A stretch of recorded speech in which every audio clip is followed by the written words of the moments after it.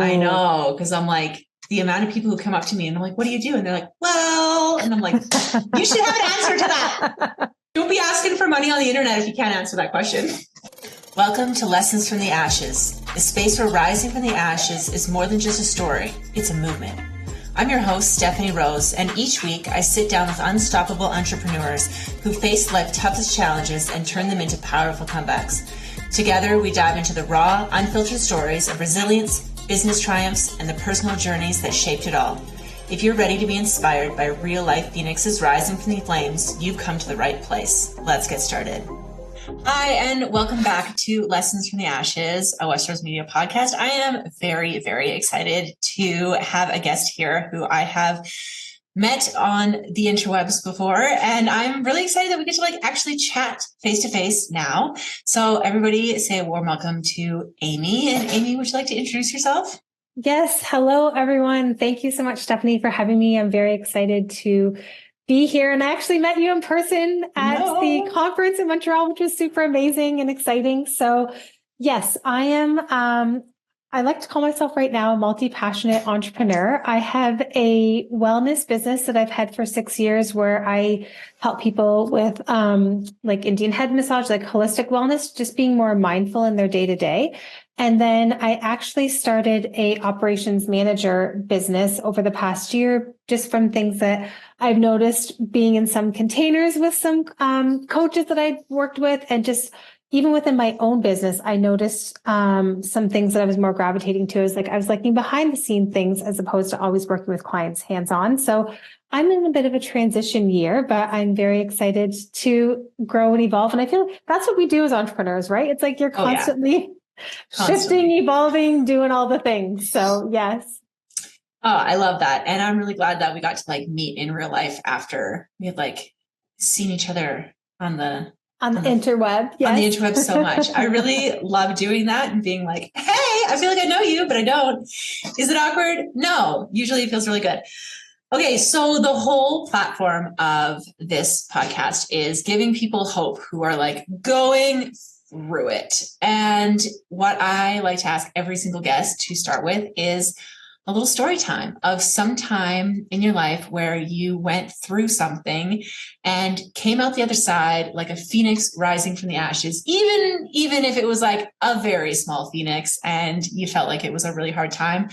What I love to hear is what's the story? Let's hear the dirty details. Absolutely. So my story started, I guess, as a child in a way, and it's just kind of I won't go back that long, but it's evolved from then. So I was the type of kid, I never knew what I wanted to do with my life. I was like, what do I want to do with my career? I feel like I'm supposed to just do all the things everyone's telling me I'm supposed to do. And my parents actually owned a business. And so I did a lot of customer service side of things for my parents' business. And then, as a good girl in quotation marks here, I got the corporate job. I did the thing. I got the job that everyone says you're supposed to get, with the pension, the benefits, all the things. And 9 months into working that job, I knew that job wasn't for me, but I was like, you don't leave that type of job because, this is the golden ticket that everyone wants to work for this company or this organization. So it's you don't leave. So I stayed like the good girl I thought I was supposed to do. And over time, I knew it wasn't meant for me, but I just kept pushing through going, it'll get better. I'll find something else. Maybe I'll move to a different department. I'm just going to keep plugging along. Also still trying to figure out who am I, what I want to do, because I feel like I can't spend the next 30 years doing this for the rest of my life.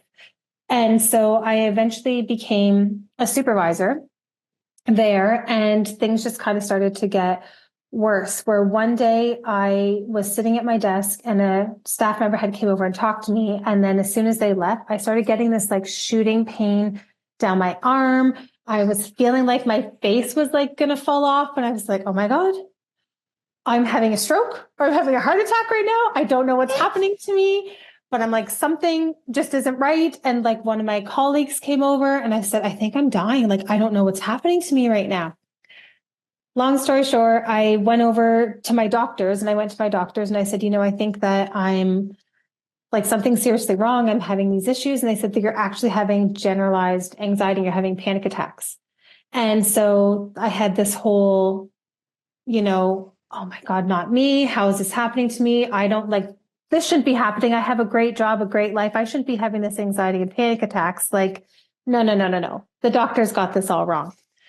And so I went on medication for anxiety, which then started to make me depressed. And so then it just kind of started to spiral into, like, I remember one day laying on the couch in February going, this can't be how I'm living my life. Like, really, like, I had no motivation. And I would be driving to work and I'd have like shooting anxiety because I didn't want to go. I didn't like what I was doing. I didn't like the conversations I was having. I didn't like the support that I was offering staff. And we were sitting in a board meeting one day and I was with the directors and a bunch of other managers, kind of all from around the region. And I remember, how it's one of those like out of body experiences. I could hear them kind of like talking in my ear faintly, but I remember looking out the window and I remember the conversation we were having, thinking, we had the same conversation 3 years ago and we've done absolutely nothing about this. And then I had this huge epiphany of like, oh my God, who am I? How did I get here? What do I want to do with my life? Like, I just had this whole like spiritual awakening, I like to call it, because I'm like, and now that I have this new information, I don't know what to do with this information, but all I know is my body's been telling me for a while, this isn't right. I've known this isn't right. I've pushed past this not being right because I thought I was doing everything I was supposed to do. And so I ended up looking into like network marketing, and I used essential oils at the time to kind of help with like my emotional well-being. And then I went off on mat leave with my first child. And during that time, I was like, okay, I got to figure something out because I know I don't want to go back to that. And I'm fortunate to have a maternity leave right now. So I'm like, let's figure some things out. So I started taking certifications in aromatherapy. I did reflexology. I did Reiki. I did like a whole bunch of different and at the end of the day, I was actually doing it for me, but I was doing it in the sense of like, maybe I can start a business doing this, but really it was also for me to help support me. So I went off the medication, all of the things that way. And then I ended up starting my business at the end of my maternity leave. So I went back to my corporate job and I said, I just want you to know I'm here for a good time, not a long time.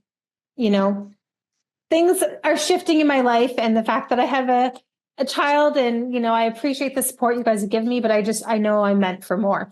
Mm-hmm. And so in September of 2019, I quit my corporate job and I had family members sit me down going, you're crazy. Like, you don't walk away from a pension. You don't walk away from benefits. Like, what are you doing? They had my husband talk to me being like, she's doing her thing. Like, I don't get it, but like, she's doing her thing right now. So yeah, so that happened. And then COVID happened. And so because my business was a personal service business, I kept getting open, shut, open, shut, open, shut. And I just kept knowing though, I was meant for more. And so I feel like through all of this, I've discovered more of myself. I have the life that I want now. I'm able to drop my kids off. I have another child now. I'm able to drop both my girls off at school. I'm able to pick them up. If they're sick, I can spend that time with them. I don't have to ask somebody, if I can take the time off or find coverage for my team. And I also get to have conversations now with people that I feel like are making a difference. I didn't want to have to like, oh, you didn't do this work item today and I have to write you up because you're not doing your job properly. Like, I want to be able to like help people in a way that feels good to me and remains within integrity. So yeah, it's all kind of started with not knowing what I wanted to do. But then it's funny how you kind of go full circle. Cause I'm like, my parents owned a business. I never ever thought of being an entrepreneur, but then now here I am. Here we are back at the beginning, back in full circle swing. So yeah, it's crazy how that can happen. But I don't know about you, but I look at them like I don't picture my life or doing anything different. Like, I love that flexibility and the freedom and helping people in a way that like you're being of service and it feels authentic in the way that you're supporting people. Yeah. Yeah. Okay. I love that story. Thank you for sharing, first of all. And one of the things that like stands out to me in so many people's story is like, and then I had this moment where I couldn't do it anymore. And I'm like, There are so many people who are like wanting to start a business and they're like, I don't know when the time is right. And like, I'm going to plan this for when the time is right. And what I every single time say, I'm like, oh, you don't get to pick the time because your body's going to say, oh, hell no, fuck this. I'm out. We're done. And you do not get to pick. So saying like, oh, I'll give it my all in 5 years when this map things and this turns out and that. And I'm like, cute. That's adorable. No, your body's going to say, I had such a similar experience when I tried to like quit my business for a little bit and work at an agency. And I was like, I'll have stability. It'll be great. And then my body was like, oh, no. No. We're not meant for this. No. Hell no. We're not working 9 to 5 for somebody who's absolutely soulless when you have bigger things to do. Absolutely. And that doesn't get your vision and your mission and like what you're meant for more. And I also think too, like you said, there's never a right time. So when I started my business, my husband actually started traveling for work. So we live in London, Ontario. He started working in Toronto. So I now have a 3-month-old on maternity leave by myself while he's traveling. So guess what I did? On naps, when she went to bed, like that's when I started to do all those things. So there's never a right time. You make it work. And I feel like you just figure it out as you go along too. Yeah. I always feel like people are waiting for, in movies, like before it gets bad, like at the beginning, when the band is just starting out and there's like this montage, them doing like gritty things that people like love to like romanticize. They're like, running onto the tour bus and like, handed out the things to a couple of things. I'm like, that's the montage. That's not what it feels like. It feels like when they're sleeping on the bus and they're uncomfortable and they wish they had the jet. Like it's all those other times. But then you look back and you're like, oh, wasn't that the time of our lives? And I think people they're all waiting for that thing. They're like, when's my montage? I want it to be cinematic right now. Absolutely. And I also think that people don't realize there's signs that happening around you all the time. So whether you're choosing to pay attention to them or not, or whether you believe in God or the universe or whatever it is, eventually there's this analogy that Shayna Recker told me. I know she didn't create it, but she heard it somewhere. And it's called like the feather, the wall, and the Mack truck. So you need to make a change. There's this little feather kind of like, brush around your face, like, got to make that change. And you're like, oh, go away, feather, go away. And then you're like, okay, I still know, like trucking along. And then you hit a wall. And then the wall's like, oh, okay, let me just like sidestep around that wall because I still am not ready to make that change. And then eventually the Mack truck comes over you because you're like, I'm forcing you to make that change. And I feel like that's what happened with having these anxiety and panic attacks. And I also think like what you're saying, how people think that they can it's just a big song and dance. And you're like, you're never going to have that moment. So stop waiting for it or if the universe is going to force you to like make that change.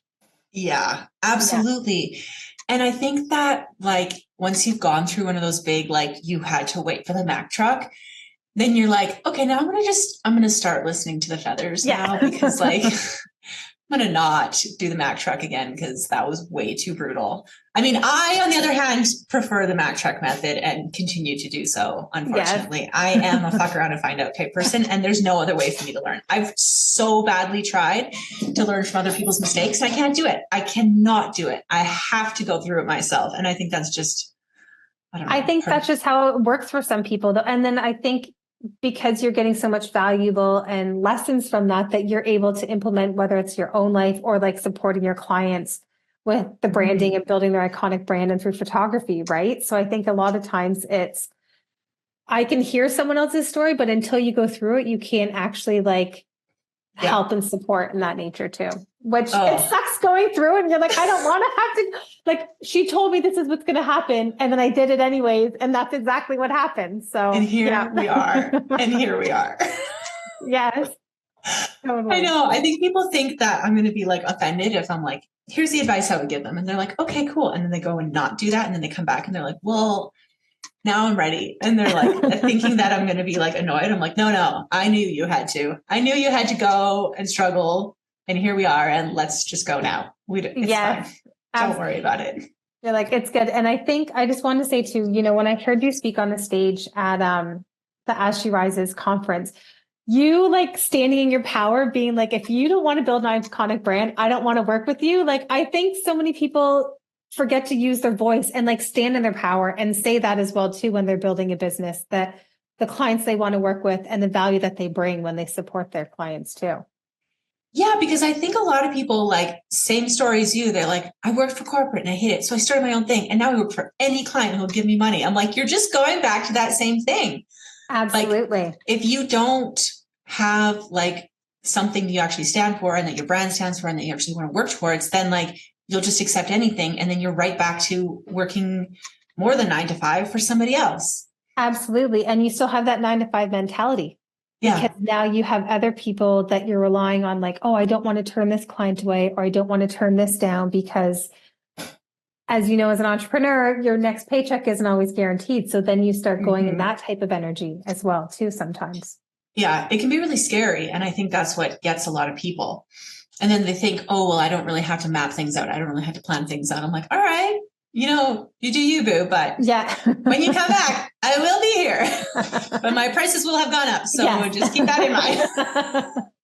I'm growing and changing and evolving, and so are my prices with me. So absolutely. We're all going up. Yes, absolutely. Okay, so what interested you? Like, I know you said you started with essential oils, but then you got like real deep into it. So like, what drew you to that in the first place?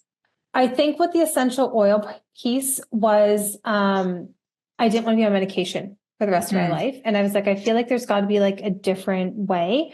And I also think I'm not against network marketing. I did do it, but I think for me, what it was is the fact that like I was around an environment of people that thought differently and experienced life differently and dreamed bigger. Like I never dreamed as a kid. So like being in an environment where people are like, you can do and be and have everything. I'm like, what is this? What are you talking about? I can create my future. What does this mean? So I think that's kind of what started it, was using it for myself. And then because I was open with family and friends around me sharing, I'm using essential oils.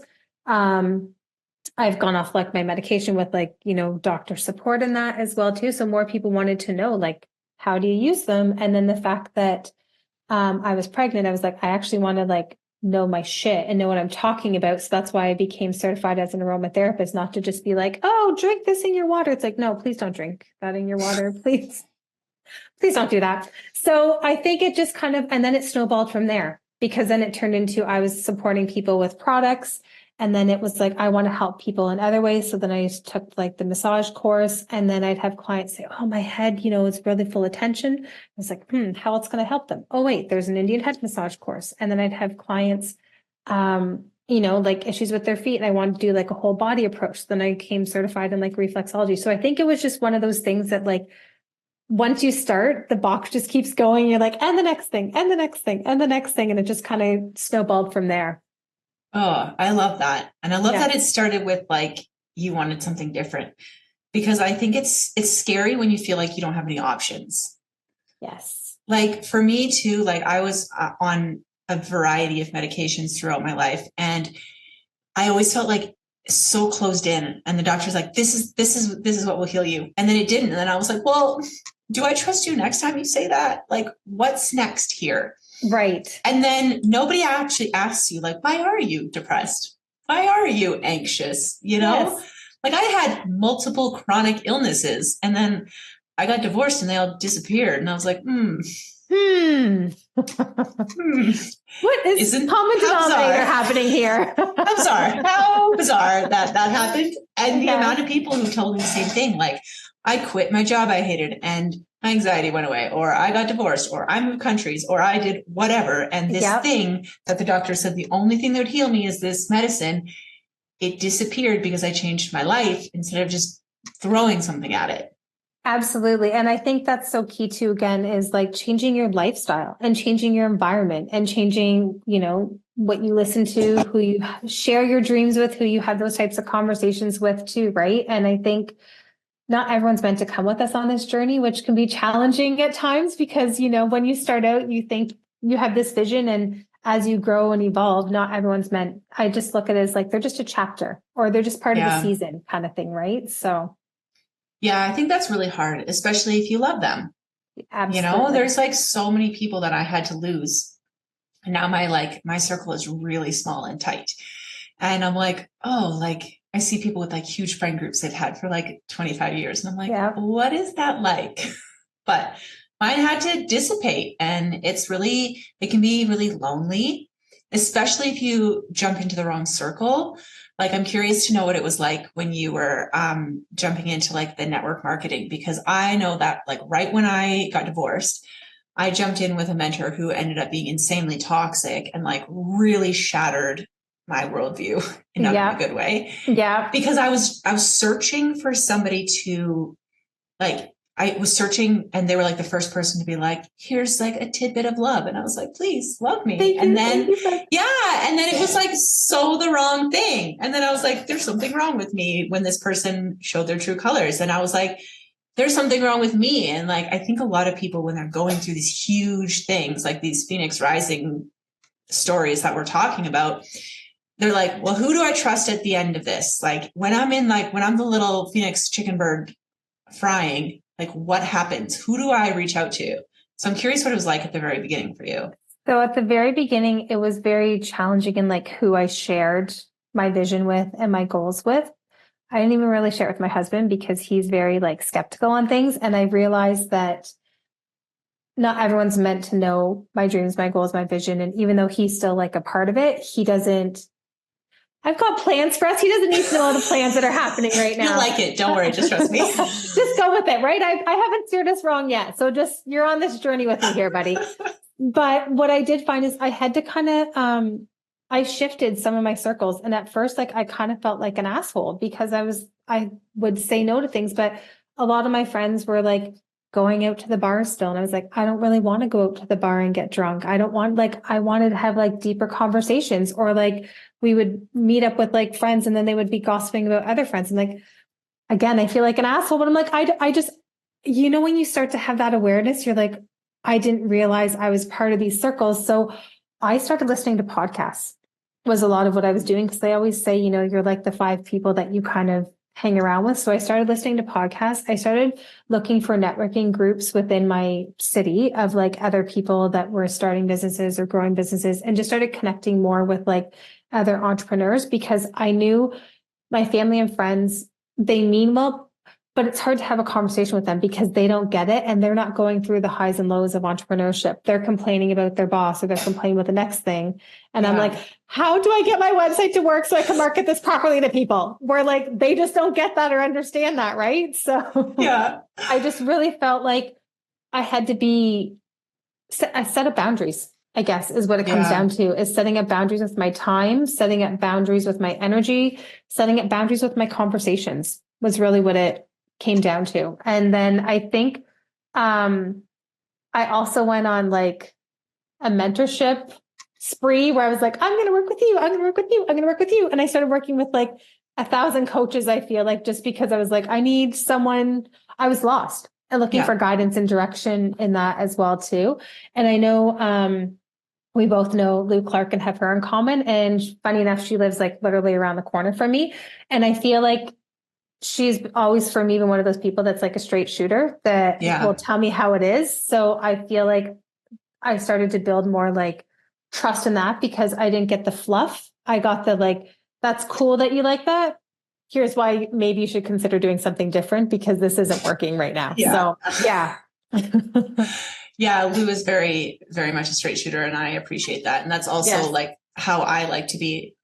People always say like, oh, you're so blunt, you're so direct. I'm like, but I need to know. Like, I don't know if it's just, I'm like, I surround myself with neurospicy people, and I'm like, every one of them is so direct. So I'm just like, I got to lay it out like it is. But I spent way too much of my life like pussyfooting around people's feelings and not being myself. And I'm like, I have zero patience for that now. I'm like, take me or leave me. This is what it is. I'm going to say it how I actually feel. And if you don't like it, then like, please, by all means, find the door, because life is too short for that. I can't be freaking bothered to be screwing around like that anymore. Absolutely. And I think when you run a business and when you have a family and you have kids, I think your patience and your tolerance level also like plummets too. Cause you're like, I don't have time for that shit. And I think And I found for me, that was kind of what was happening. Like, even with like my corporate job, I started being more vocal, and I was like, listen, I'm pregnant at the time. I have no filter. I'm just telling you how it is. And I've always been that type of person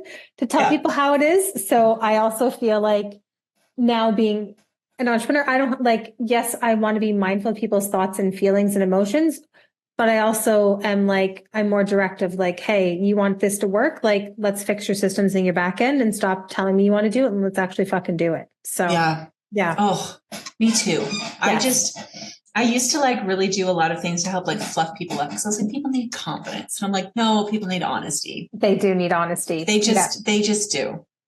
Because you can blow smoke as much as you want, but like, honestly, like once you actually tell people this is what you actually need, you don't have to do it. Like, it doesn't bother me one way or another, but if we're going to do this together, we got to do it right. And then the right people show up, I think. And I think that's a very valid point too, because I think when you're first starting out as like an entrepreneur in your business, you're like, I just want clients, I just want customers. So you're attracting anybody until you start to get clear. And then, like you said, you're not fluffing them up. You're like being direct and like, who I'm here, how I'm supporting you.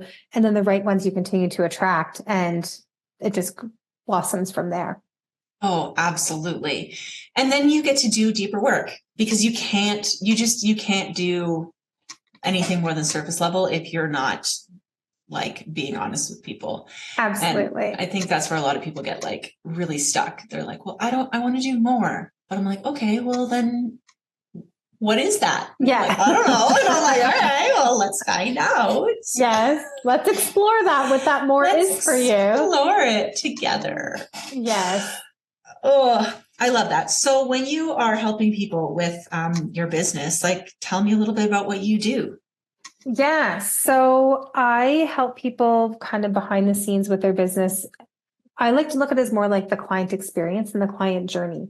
So I help set up like their onboarding process. I help with any like back end stuff, making sure like their email funnels are working, or that they're like if they have a lead magnet. So I kind of do a little bit of everything. We do some brainstorming on like, okay, what are your offers? Let's plan out your offers for like the next year. And it's just been a really fun journey that way, because I think it's really interesting.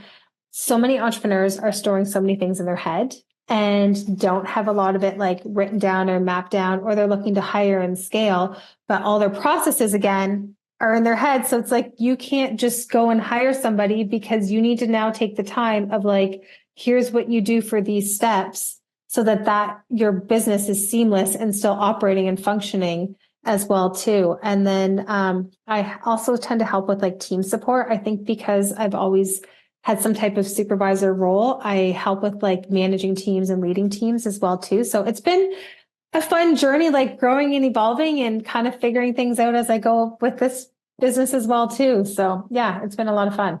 That's really cool. Yeah. I think that a lot of entrepreneurs, they're like so excited to like have a team. And then they're like, I'm like, well, what are you going to tell them? And they're like, I don't know. Like, okay. Absolutely. And I fell into that trap as well too, because with my wellness business, I didn't feel like I was legit business unless I had a team. So I was like, I need a VA, I need support, because my business isn't legit if I don't have a team. So then I hired too quickly, too fast.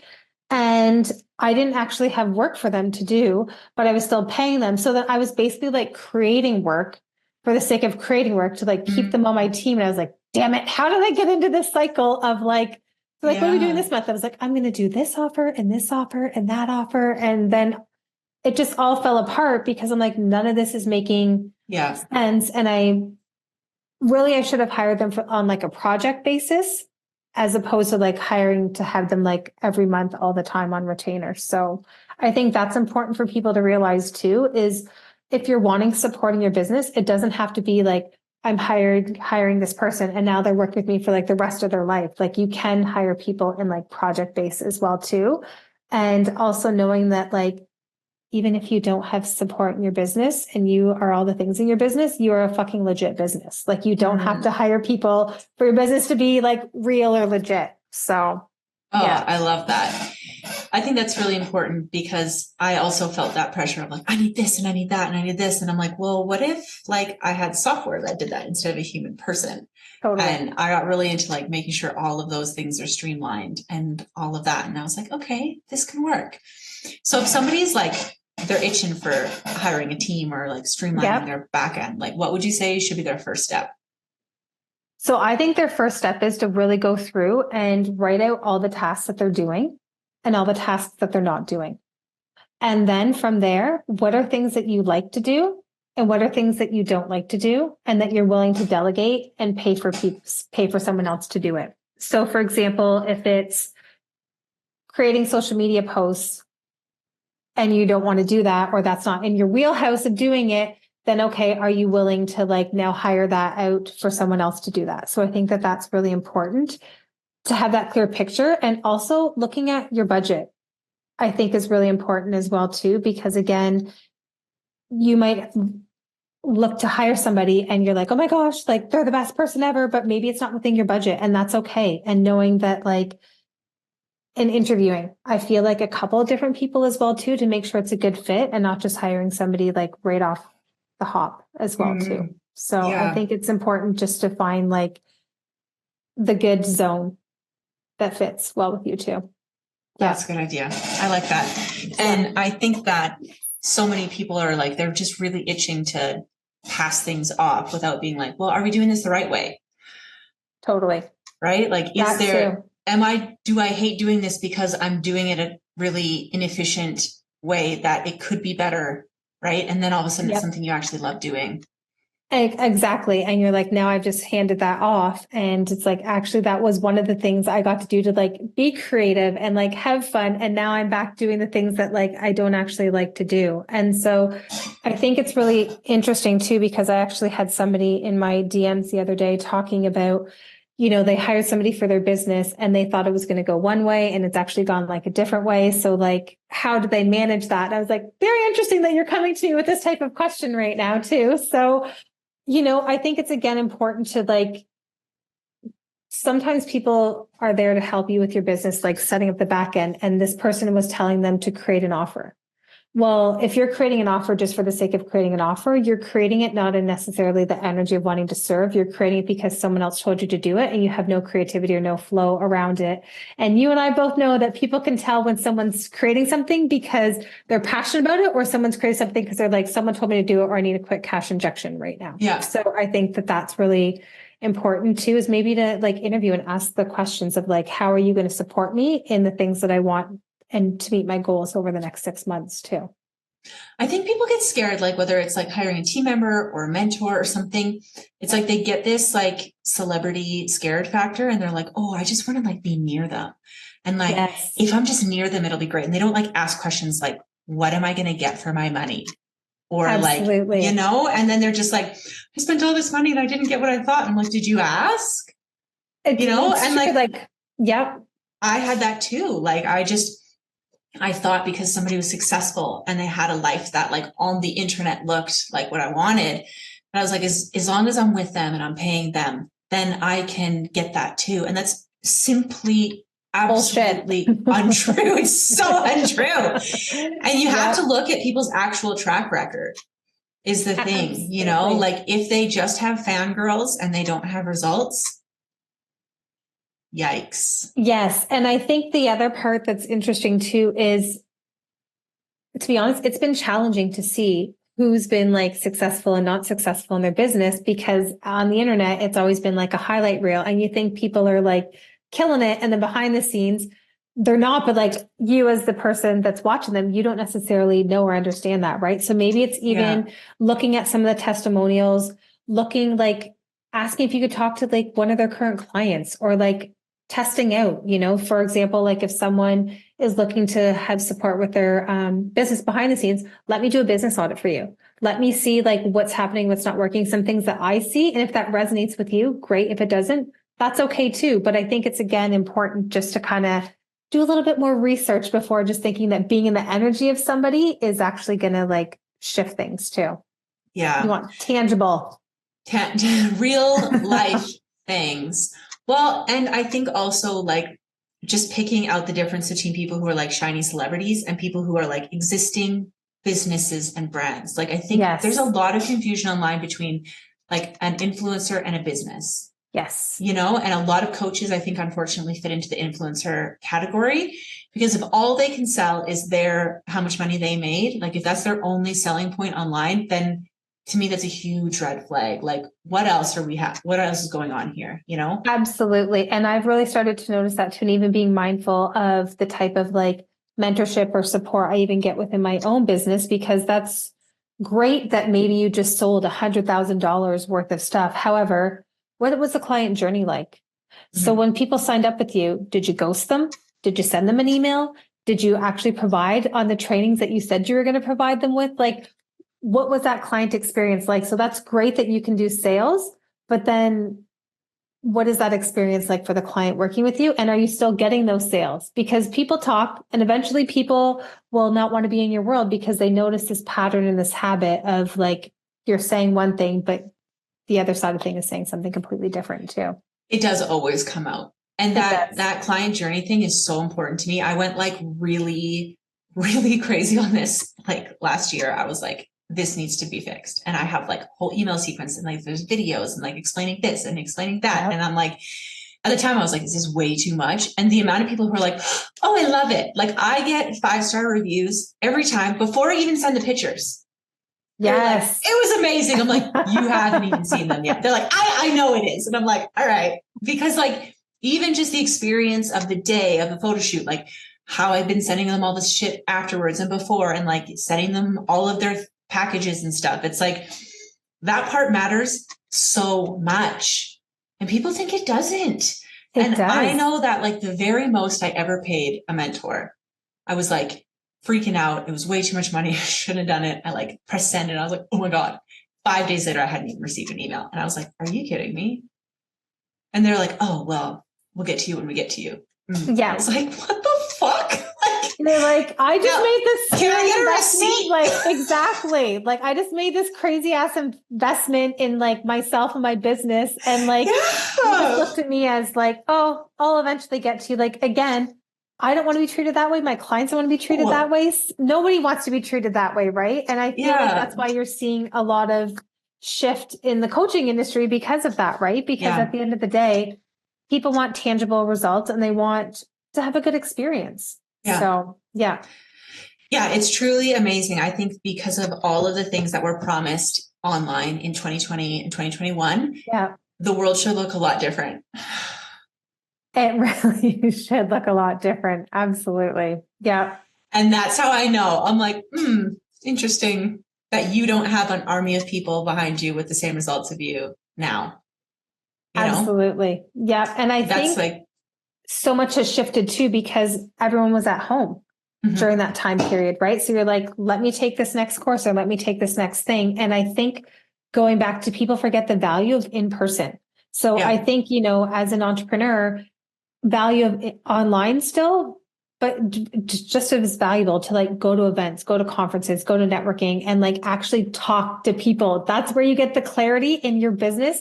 And I'm sure, as you know, like with your brand and stuff too, right? Is like, you actually have to tell people what you do and have a fucking conversation with somebody. Then they're like, oh my God.